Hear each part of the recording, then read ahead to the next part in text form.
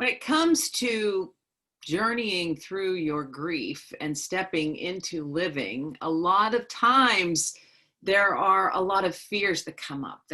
Is a lot of anxiety that we experience. There are a lot of emotions that we go through, namely guilt. That's one of those feelings and those emotions that we have that are really, really tough to deal with. And fear, I would think, is another one.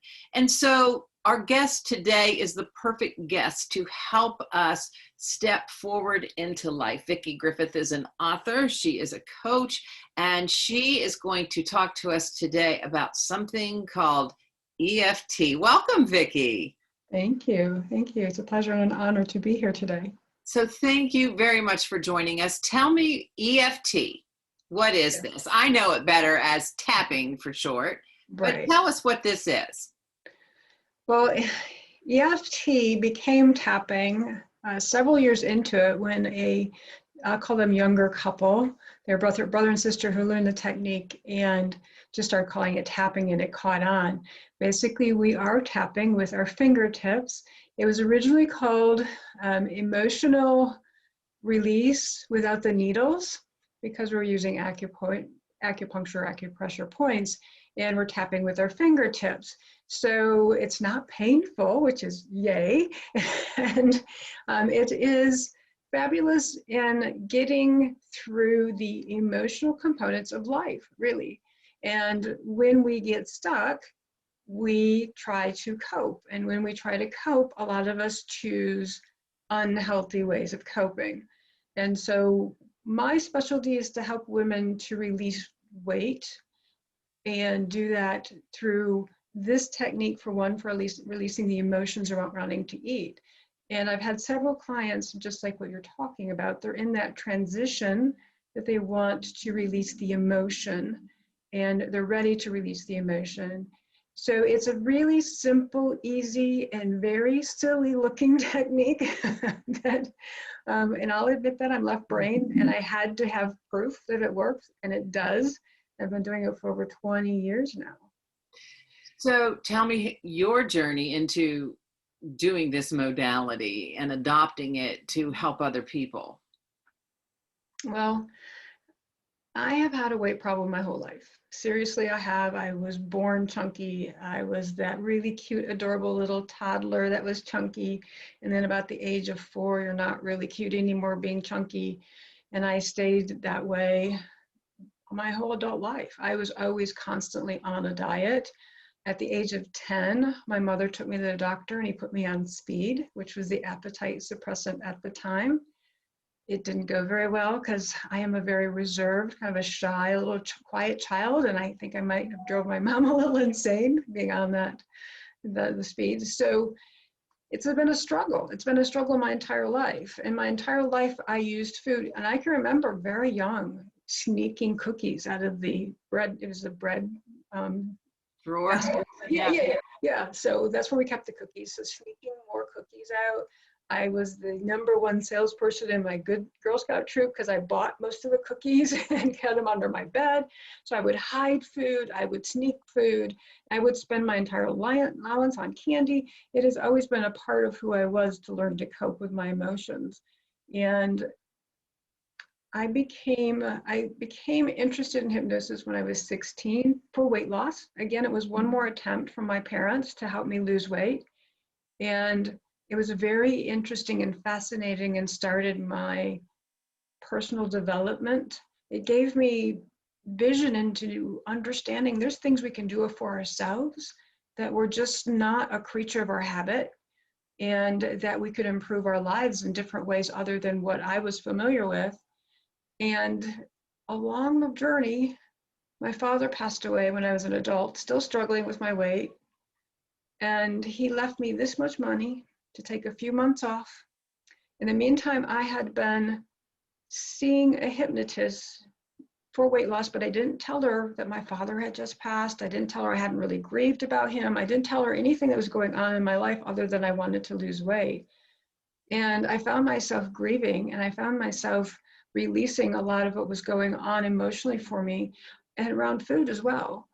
and became a certified hypnotist. And God always has mysterious ways of connecting us with people in our lives that we need to connect with. And that's really how this happened. And I worked for her for 3 years. In the meantime, hypnotists have conventions. Yes, we really do. You can only imagine. And the funny thing is that they actually hire the stage hypnotist to be our entertainment. Mm-hmm. So there's two forms of hypnosis. There's hypnotherapy and there's entertaining. And I'm a hypnotherapist. So I couldn't go to the convention one year, but they record all the sessions. And at this point, I was the weight loss director for this hypnosis clinic. And I'm thumbing through the journal after it's over with, because they record them all. You can buy them later. I'm like, oh, weight loss treatments. That's interesting. I'd like to learn something new about weight loss treatments. And I get this cassette. It tells you how long ago this Yeah, a cassette. was a cassette. And I put it in my Walkman, right? So that Yeah. also tells you how long ago it was. And I started listening to it and went, this is the stupidest thing I had ever heard. And being left brain, it's like, you can't prove to me, because it is just too silly and stupid that it's gonna work. So I put it away. I didn't even finish listening. I put it away. And there I was standing in front of the food pantry one day, because the chocolate chip cookies and I had a very intimate relationship. And I was trying not to, I was actually procrastinating. I was feeling overwhelmed and I had some phone calls to make and I didn't want to do it. And so for me, coping again was food. So I'm standing in front of the food pantry and I know how to avoid it and I knew how to distract myself from it, but the anxiety would not go away. And so I'm like, all right, I'm desperate enough to take that Walkman out again, listen to the recording, did what they said. And 30 minutes later, I was out on a walk in my neighborhood. I had not planned it, because if chronic dieters were always planning that kind of thing. Mm-hmm. I didn't have a plan to go out walking. I didn't even know how far I was going to walk, but I was out taking a walk and I literally stood in my tracks and froze for a second. Because that very moment, I realized the craving had gone away from listening to the technique on that tape. The anxiety had gone away. And in the past, just thinking about that cookie again would have brought back the craving, and it didn't. And so that's when I went to learn and become as advanced as I possibly could with this technique. Doing it for 20 years. And as I said, I have seen, and I don't use this word lightly, I've actually seen miracles happen, and happen quickly for people using this technique. Wow. So it made a believer out of you. And how odd that, we're talking today and it is a result of dealing with the emotion of your grieving that helped you deal with a lifelong emotions attached to overeating or eating disorder. And so that leads me to my next question. Dealing with your emotions, we've got to do that. We can't stuff them down. We have to bring them up and we have to get them out and we have to feel them. That's why they say that, there's only one way to go in your grief journey if you want to get healthy again, and that's through. You can't go over, you can't go under, you can't go around. You have to go through. Absolutely agree with that. And then if you've never dealt with your emotions, because in my household, any emotion was not to be expressed. Even happiness was, yes, we could smile, but exuberant, joyful, playful, a little bit of playfulness, but if it got too far, it was kind of shut down. So any emotion we were experiencing as children, I was anyway, that it was bad to express my emotions. So crying, any of that is just don't, pick up your big girl panties is what I was told all the time. Mm-hmm. And being highly sensitive, which I didn't learn until a few years ago, that was difficult because I am very sensitive to the outside world. And so that's why I cook for food. And you're absolutely right. So going through, as difficult as that sounds, this technique can help you move through it. And faster isn't always what we want. We want more peace with less anxiety, and to know that it's okay to have those things, mm-hmm. even while you're grieving. So what exactly is this? What exactly is it? Okay, so you're tapping, Mm-hmm. but you're also reinforcing mantras, correct? Or self-talk. Like explain it. Explain. I'll do my best. Even Okay. after 20 years, it seems a little bit crazy to me. So what we're doing is we're tapping the feeling or the emotion out of the physical body. And that sounds a little weird too, but there's a lot of science behind there's one book, it's an old book called Molecules of Emotion, and it's how our emotions get stuck in our bodies and they create resistances, which end up being aches and pains and hurt and illnesses. So it's really, this is going to sound so weird. You all know what an EKG is, Right. right? Or an EEG. Have Right. you looked at the definition recently? No.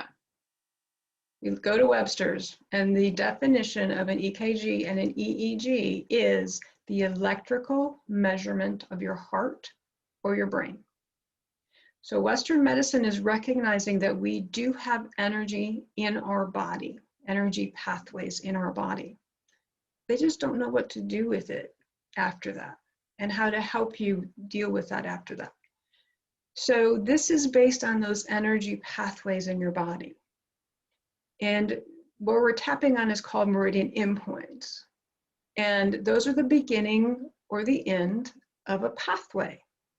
So if you think about your light switch going to your light bulb, and if you flip the switch and the light comes on, it's all good, right? Mm-hmm. This invisible energy is moving through this cord, through your wall, connecting to the light bulb and turning it on.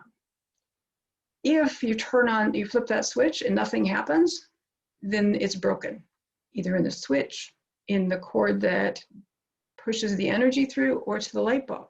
There's something broken, and that happens in our body. So an example would be you've got children running through a pasture, and this actually did happen to me when I was a child. We're running through this huge pasture. I don't know, there's 3 or 4 of us. I was up ahead, and a black racer or a black snake down here in Florida, they're just garden snakes. They're not to be frightened. We have black snakes here. Yeah, exactly. And this one, as a child and remembering it, must have been 20 feet long. I doubt that it was, but that's what I remember. It was probably a little one, but it ran across our path. Now, for me, it was a curiosity. Wow, that was awesome. That was really cool. What is that? But someone running next to me is freaking out and running away screaming. So everyone's reaction to things are different, but for that person that had that reaction, it was embedded in the energy system, always be afraid of snakes. This can be people saying things to you. So someone saying to you, you're ugly and you'll never be loved. It gets lodged in your energy system. Someone saying you're adorable and you'll always be loved. It gets lodged in your energy system. Unfortunately, though, it's the negative stuff that keeps the energy kind of going like this. It can't get through that cord like the electricity in the light bulb.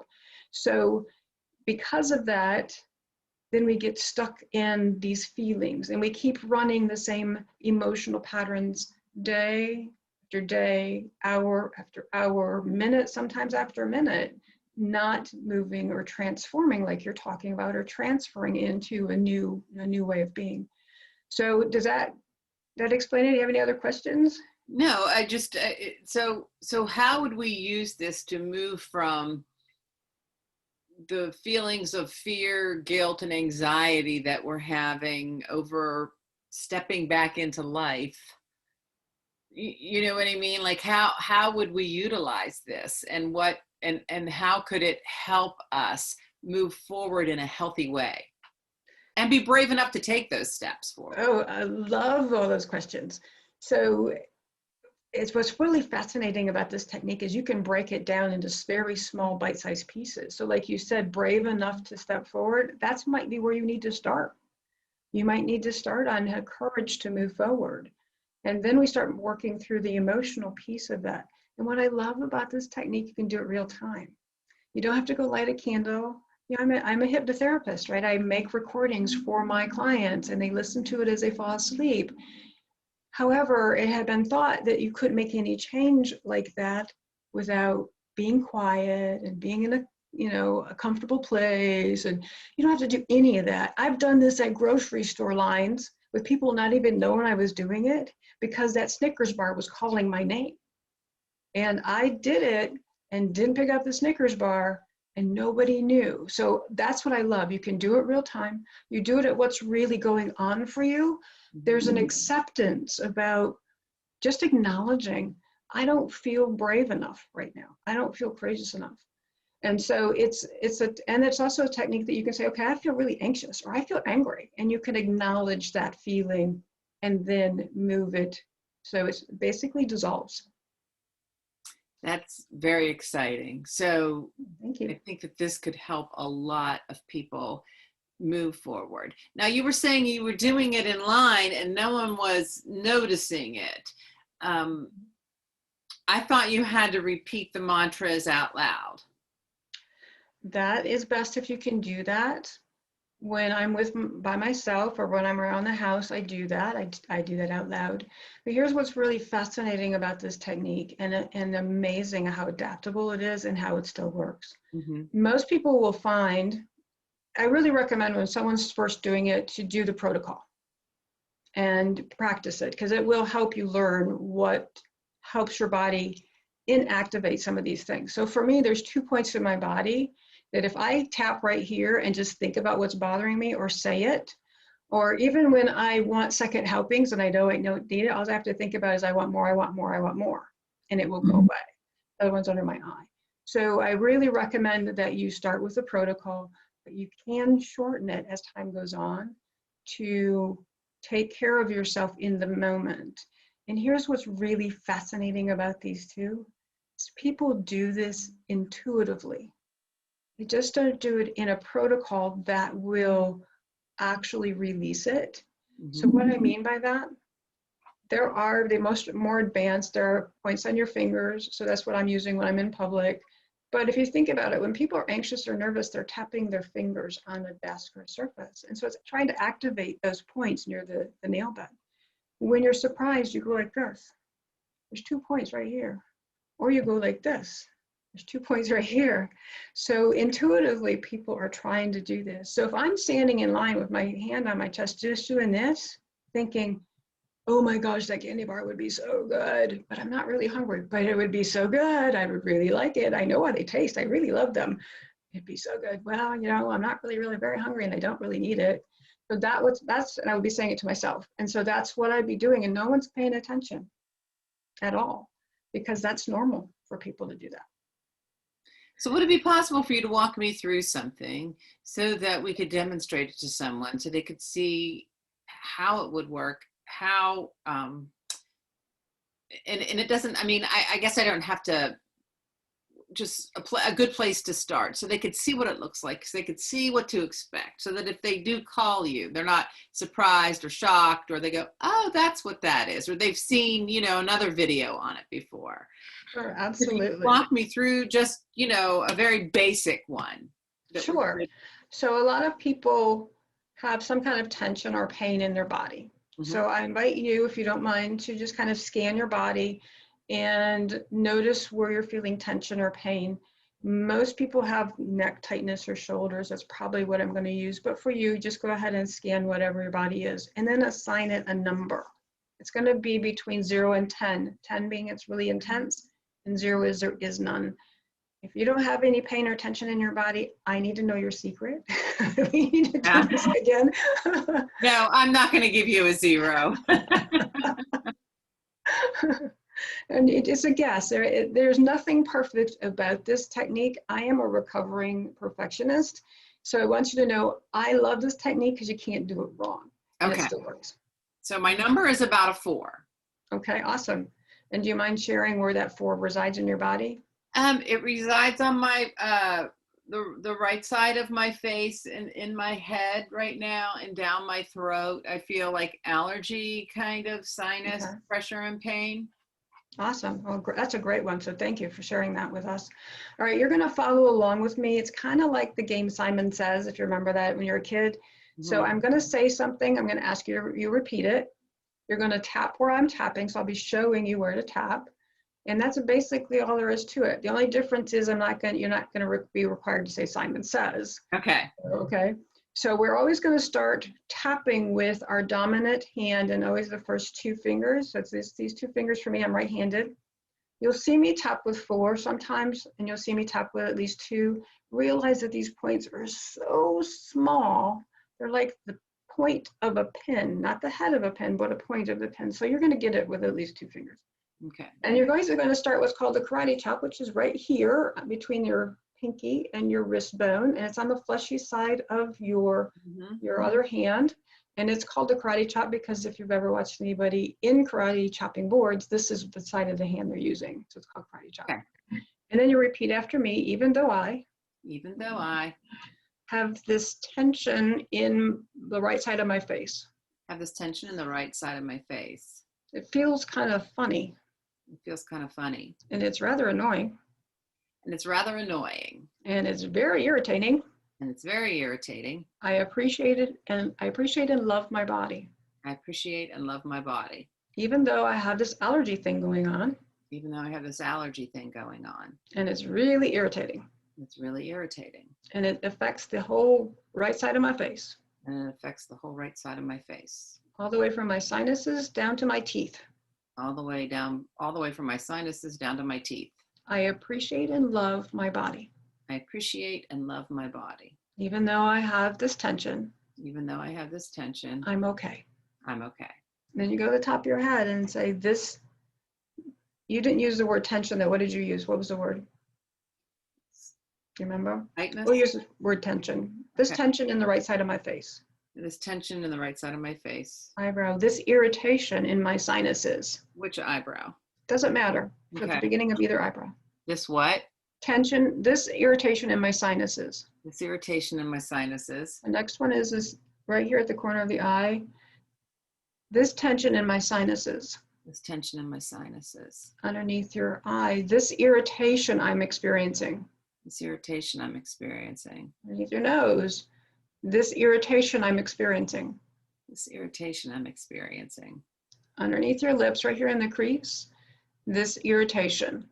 This irritation. In the right side of my face. In the right side of my face. Now collarbone, either side, doesn't matter. I tend to cross over my body. So it's kind of like, here's my collarbone. So here's the tip of my collarbone. It's like a couple of inches over. And I know that it's the right one because it feels good or it's sore, either one or the other. This irritation in my body. This irritation in my body. And the silliest one's under your arm. And say, this allergy. This allergy. And then just take a deep breath.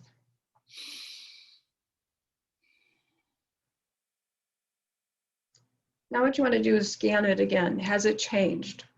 Does it feel different? And then what's the number for it? Actually, I think it's intensified a little. Okay. That's gone from a 4 to a 5. Okay. And this is a very crazy question. And I ask my clients this a lot and they always giggle, but they have the answer. What makes it a 5? The pressure feels more. It hurts more. Okay, under your eye. Mm-hmm. Okay. All right. So when we're tapping around your eyes, be very gentle with yourself. Okay. Maybe so it might be a touch more than just than a tap, but that's okay. You can do that too. So we're going to start on the karate chop again. Okay. It's even though I am experiencing this pressure under my right eye. Experiencing this pressure under my right eye. It's really intense. It's really intense. I get very frustrated with these allergies. Get very frustrated with these allergies. I hate taking a lot of medication. I hate taking a lot of medication. Feels like I have to suffer with it. It feels like I have to suffer with it. I appreciate and acknowledge and love my body. I appreciate, acknowledge, and love my body. Even though I have this irritation underneath my eye. Even though I have this irritation underneath my eye. There's a whole lot of pressure there. There's a whole lot of pressure there. And it's making it a 5. And it's making it a 5. I appreciate and love my body. I appreciate and love my body. And you go to the top of your head and say, this pressure under my eye. This pressure under my eye. And then eyebrow, this pressure under my right eye. This It's pressure under my right eye. And then on the, again, tap very gently, side of your eye. I'm experiencing pressure under my right eye. I'm experiencing pressure under my right eye. Underneath your, I'm experiencing pressure in my life today. I'm experiencing pressure in my life today. Underneath your nose. All of this pressure from my eye and life. All of this pressure from my eye and life. Underneath your, again, underneath your lips. This remaining pressure. This remaining pressure. And collarbone. This remaining irritation. This remaining irritation. And then under your arm, this remaining pressure. This remaining pressure. And then take a deep breath.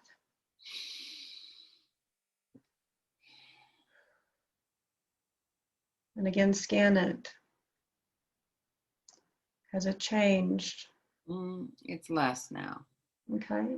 Has it changed from a pressure? Is it still a pressure? Is it something else? It's still a pressure, but it's a lessened pressure. Okay. I really felt pressure the first, I felt it like an underlying pressure. Then it really felt like it was like pushing through, but now it just seems calmer. All right, well, let's do this. Even though I want to experience calmness under my right eye. Even though I want to experience calmness under my right eye. And it feels like it's draining. Let's do this. It feels like the pressure is draining. It feels like the pressure's draining. It is. It's going down my throat right now. Awesome. Yeah. I am open to allowing.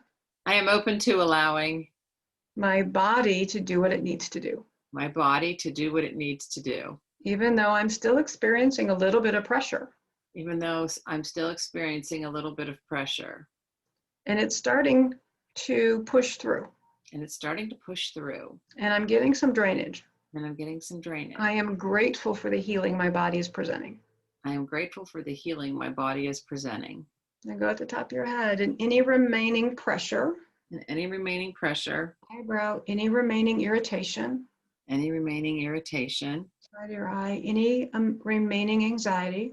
Any remaining anxiety. Underneath your eye. Any remaining need to keep it. Any remaining need to keep it. Underneath your nose. Life is irritating. Life is irritating. And that's okay. And that's okay. Underneath your lips. I don't need to keep it in my body. I don't need to keep it in my body. Underneath here. Any resistance to moving through this. Any resistance to moving through this. And underneath your arm, just say, I'm okay. I'm okay. And then take a deep breath. Breathing freely. Yay. Breathing freely. Unbelievable. Now so that's a condition that's in my body. I'm going to put my glasses back on. That's a condition that's in my body, and I'm breathing freely now. Okay. Yeah, wild. If this is fear or anxiety, you would be changing the wording. And so is it your brain hearing your voice talking as well? Well, that's part of it. I think that, well, first let me put a disclaimer on that. So please don't substitute this for a physician. Okay? Be wise about this type of things and make sure that you're getting the appropriate attention for whatever's happening for you. And also notice that when we were doing this, it changed a little bit. It's called daisy chasing. So we kind of chasing the daisy around wherever it goes. So it might have gone from your eye here down to your big toe. That's not unusual. We just kind of chase it and follow it along, and eventually it will dissipate.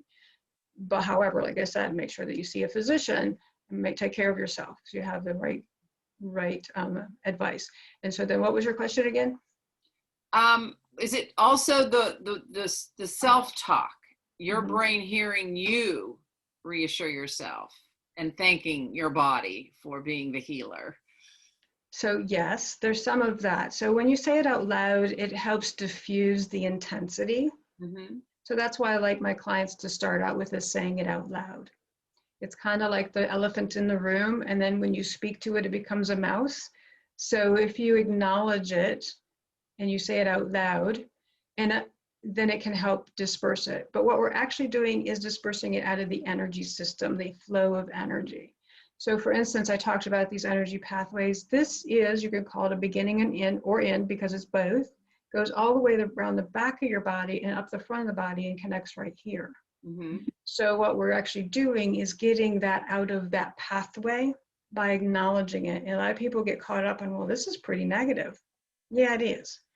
But you can't change anything until you accept where you're at and you Right. talk about where you're at. So part of it is what you talked about, saying it out loud so the brain can hear it. Part of it is saying it out loud so your mind and the emotion, you can kind of feel that and hear that too, and recognizes this is where you're at and it's okay. We're not, a lot of times we judge ourselves for having these feelings. We criticize ourselves, and especially with, I should know better, I should be doing this faster. You know, like we're always comparing ourselves to other people, and that's none of those. So when we hear it out loud, it helps diffuse it. We're tapping it out of the energy system. And so it's doing yes and, it's doing both of those. Okay. That's the number one rule of improv. Yes, and. Yes, it is. So if people wanted to find out more about this, find out more about what you do to help people, especially if they're moving through this journey and the overeating, the emotional eating is eating at them as they're moving through this, they might want to connect with you. They might want to see what you're doing. They might want to join your community. Tell us a little bit about that. Absolutely. Thanks for asking. So you can always reach me through my email address, and I'm sure we'll be posting that somewhere in the links below, but it's Vickie Griffith at break-through.org. It's really long and crazy, so that's a little harder one. You can also go to crushcravings.com and download videos specifically using this technique to stop your cravings for food. So it's a Band-Aid. Right? It's a way to stop the craving piece. It's not really looking to dissolve the underlying. And that's what keeps us going back for food. If we don't dissolve what's underlying, the grief, the feeling of hopelessness, not knowing what to do, like we talked about earlier, not knowing where to go next, you know, who to listen to. If we're not dissolving that, then your cravings will just keep coming back. But it is a way to play with this technique. So that's crushcravings.com, and through there you can get in touch with me as well. All right. Now let me ask you one last question. Do you use this in conjunction with hypnotherapy as well? I mean, so you have your own formulation of how you help people, I'm sure. Yeah, yes, hypnosis is part of it. So for my private clients, I create customized recordings for them based on the situation that they're in, and they get amazing results from those. So you're reprogramming the subconscious mind, you're reprogramming the brain wiring with that. This is taking care of the emotion right now, here, right now, and accepting where you're at and moving forward through that. So they go very well together, and I have a lot more really crazy techniques that I've learned along the way. Some of them I made up on my own that will help you move forward. And I think that's what everyone wants. We really want to be happy. We really want to feel better about ourselves, and we really want to move past, especially grief. And that is, I mean, that's a glorious goal, right? To do that. And I was just thinking about it earlier. We experience grief in so many different ways, not only the loss of a loved one, but this whole COVID experience has created a lot of grieving because of a loss of lifestyle. Right. I was out with my mother, who's 83, yesterday, and one of the Ready Care clinics wouldn't let us in. They're taking by appointment over only. And we got back in the car to go to the ER. She was having some back pain. And she's like, everything's changed. So for her, that was a little bit of grieving going on there about what has changed in her life. Right. And this kind of grieving that we're feeling right now can cause us to self-medicate in ways that aren't healthy for us. So thank you for providing us with another tool to put in our tool belt to help us as we journey through and step back into living. Vicki, thank you so much for joining us today. Oh, it's my pleasure. Thank you.